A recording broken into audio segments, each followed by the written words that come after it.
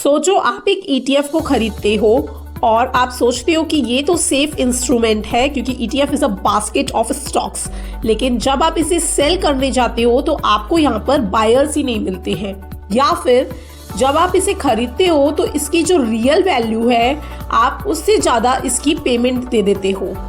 आपकी ये छोटी छोटी मिस्टेक्स लॉन्ग टर्म में आपकी कंपाउंडिंग जर्नी को स्लो डाउन कर देंगी, और इसीलिए आज का वीडियो बहुत इंपॉर्टेंट है।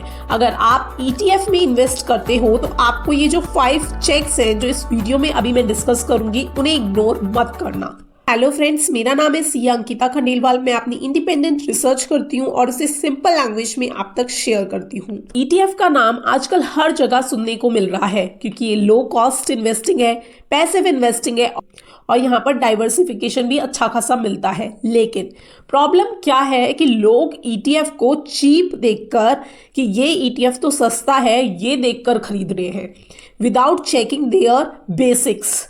आज हम एग्जाम्पल लेते हैं निफ्टी 20 का। निपॉन का ETF है ये और निफ्टी 50 कंपनीज को ट्रैक करता है, तो निफ्टी 20 को हम एग्जाम्पल लेकर चलते हैं और इसी पर मैं आपको वो 5 क्रिटिकल चेक्स अप्लाई कर कर दिखाऊंगी। सबसे पहला और basic check, trading volume liquidity check. Imagine करो कि आप एक ETF को सेल करना चाहते हो पर मार्केट में उसके लिए बायर्स अवेलेबल नहीं है, तो ऐसे में क्या होगा, आपका पैसा अटक जाएगा। इसलिए हमेशा ट्रेडिंग वॉल्यूम को चेक करना कंपलसरी है।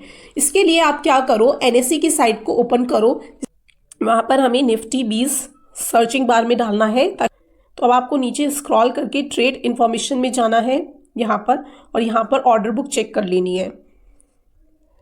जैसे ये इसकी ऑर्डर बुक ओपन हो गई है, तो यहाँ पर अभी तो मार्केट क्लोज हो रहा है। मार्केट के दौरान यहाँ पर क्वांटिटीज भी लिखी आती है और उनका बिड प्राइस लिखा आता है, यानी कि बाइंग जोन। फिर यहाँ पर सेलिंग जोन, आस्क जोन में भी क्वांटिटीज लिखी आएंगी और उनका प्राइस भी लिखा रहेगा। यहाँ पर आप देख सकते हो कि कितनी सारी क्वांटिटीज के ऑर्डर अभी आउटस्टैंडिंग है। देन नीचे आपको ट्रेड इन्फॉर्मेशन में आपको ट्रेडेड वॉल्यूम दिखेगा कि आज के दिन इसमें 217.19 लाख की ट्रेडिंग हुई है, वैल्यू के बेसिस पे भी दिख जाएगा। एंड देन आपको नीचे यहाँ पर मिलेगा percentage of deliverable traded quantity, यानी कि इतनी परसेंटेज ऑफ ट्रेडेड वॉल्यूम की यहाँ पर डिलीवरी उठाई गई है। आज के दिन की बात हो गई। देन आप हिस्टोरिकल डेटा के अंदर जाकर इसका पुरानी डेट्स पर भी इसकी वॉल्यूम को ट्रैक कर सकते हो। जैसे मैंने हिस्टोरिकल डेटा ओपन कर लिया तो मेरे पास यहाँ पर इसकी पुरानी डेट्स आ गई और पुरानी डेट्स के अंदर इसके पास कितने वॉल्यूम्स हैं, लाइक यहाँ पर वॉल्यूम्स भी लिखे आ जाते हैं।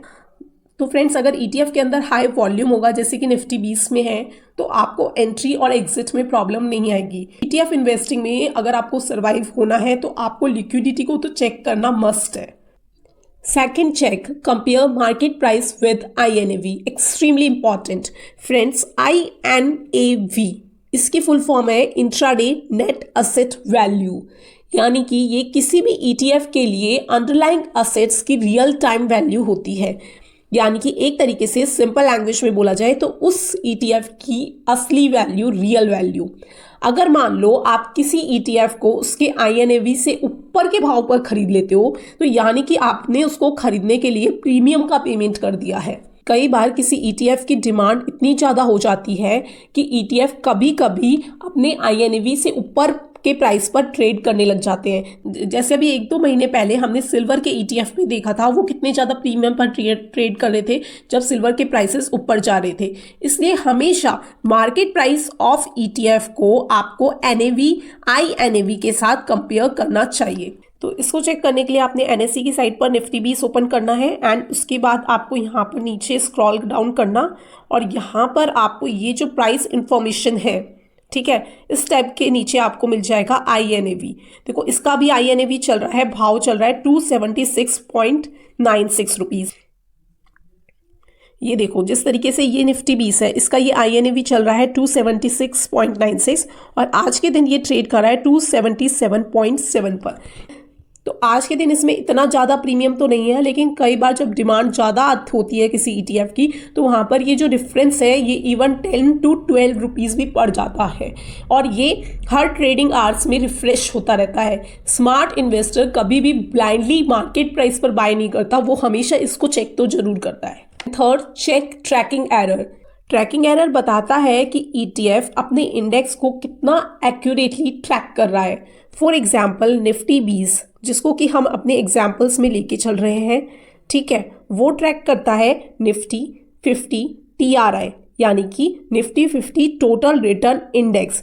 यहाँ पर TRI का क्या मतलब है? इसका मतलब है कि सिर्फ प्राइस ग्रोथ ही नहीं, जो भी डिविडेंड मिलेगा निफ्टी 50 वाली कंपनीज में से, 50 कंपनीज में से जो भी डिविडेंड मिलेगा वो हमारा री इन्वेस्ट भी होगा। सो आइडियली निफ्टी 50 का जो रिटर्न है वो इस इंडेक्स के इक्वल या फिर क्लोज होना चाहिए। अब आज के दिन आप देखिए मैंने निफ्टी 50 को ओपन कर लिया है ग्रो ऐप में।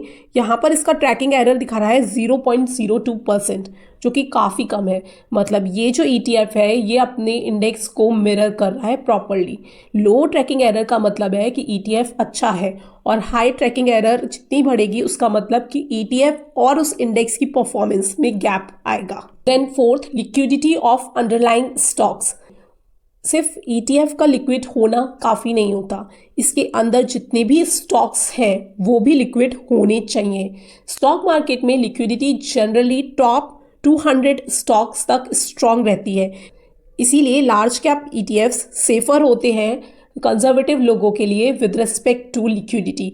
स्मॉल कैप में हमेशा लिक्विडिटी का प्रॉब्लम आ सकता है, क्योंकि स्मॉल कैप ETF में जो स्टॉक्स होते हैं वो भी स्मॉल कैप होंगे, और स्मॉल कैप स्टॉक्स में लिक्विडिटी की प्रॉब्लम रहती है। लो लिक्विडिटी के कारण कभी कभी INAV और मार्केट प्राइस में भी डिफरेंस आ सकता है, क्योंकि मान लो आपकी INAV अच्छी है, 50 रुपये है, लेकिन उस ETF को लेने के लिए बायर्स ही नहीं है, तो ऐसे में उसकी डिमांड कम होगी और जिसके कारण उसका मार्केट प्राइस भी गिरा हुआ हो सकता है। मे बी 48 हो, मे बी 45 हो, तो एक तरीके से आपका ये अपने आप ही नुकसान हो गया ना 2-5 रुपये का। तो इसलिए हमेशा चेक करें कि अंडरलाइंग बास्केट में जो भी स्टॉक्स हैं उनका ट्रेडिंग वॉल्यूम कैसा है। अब सबसे इंपॉर्टेंट और underrated risk, SIP discipline risk. Friends, ETF के अंदर SIP करना उतना सीमलेस नहीं होता जितना म्यूचुअल फंड में होता है, क्योंकि ETF को हम स्टॉक की तरह ट्रेड करते हैं। मतलब कि आपको यहाँ पर मैन्युअली एग्जीक्यूट करना पड़ता है। सोचो आपने डिसाइड किया कि आप 10,000 पर मंथ SIP की तरह निवेश करोगे, लेकिन मैन्युअली के कारण आप 1 महीने आप भूल गए, आपका स्किप हो गया, तो यहाँ पर आपकी इन्वेस्टिंग इरेगुलर हो गई। लॉन्ग टर्म में ये रिटर्न पे इम्पैक्ट जरूर डालेगा। इसलिए इंश्योर करें कि आजकल तो बहुत सारे ब्रोकर ऐप्स आ गए हैं जिनमें SIP मोड होने लगा है। मैं ग्रो में जानती हूँ, एंजल वन में जानती हूँ, तो आप भी इंश्योर करें कि आप जो भी ब्रोकर ऐप यूज़ करते हैं उसमें SIP प्रॉपरली एग्जीक्यूट हो। हर महीने एग्जीक्यूशन को कंफर्म करें। एक इम्पॉर्टेंट चेकलिस्ट ये भी है कि ETF स्टॉक की तरह ट्रेड होता है, इसलिए यहाँ पर ब्रोकरेज और एक्सचेंज चार्ज ये दोनों लगेंगे। म्यूचुअल फंड डायरेक्ट प्लान में ब्रोकरेज नहीं लगता, तो फ्रीक्वेंट बाइंग करते हो जब आप स्मॉल अमाउंट की ETF की, तो यहाँ पर चार्जेस का ध्यान रखें। फ्रेंड्स, इन्वेस्टमेंट के अंदर सबसे बड़ा रिस्क मार्केट नहीं होता, इग्नोरेंस होता है।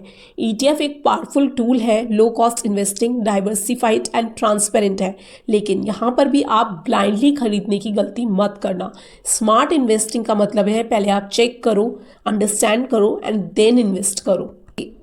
अगर आप चाहते हो कि नेक्स्ट वीडियो में हम कवर करें ETF स्ट्रैटेजी से आप डुअल कंपाउंडिंग कैसे कर सकते हो, तो कमेंट में लिखना ETF स्ट्रैटेजी डुअल कंपाउंडिंग। अगर वीडियो ने वैल्यू ऐड किया हो तो लाइक जरूर करना, शेयर करना उन लोगों के साथ जो ETF बाय करने वाले हैं, और सब्सक्राइब करें हमारे चैनल को, बिकॉज यहाँ हाइप नहीं, फाइनेंशियल क्लैरिटी मिलती है। मैं मिलती हूँ आपसे नेक्स्ट वीडियो में। Till then stay disciplined and stay informed.